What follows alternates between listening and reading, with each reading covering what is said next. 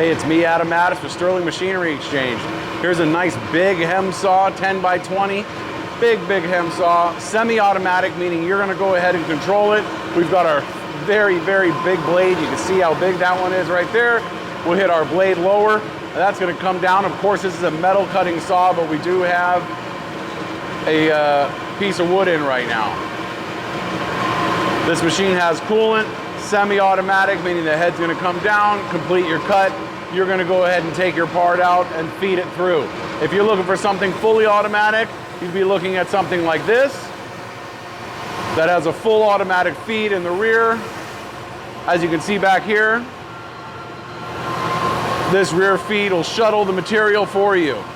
That's gonna be the big difference between that, besides the capacity, of course. Once this machine's ready and done cutting, we can open our vise,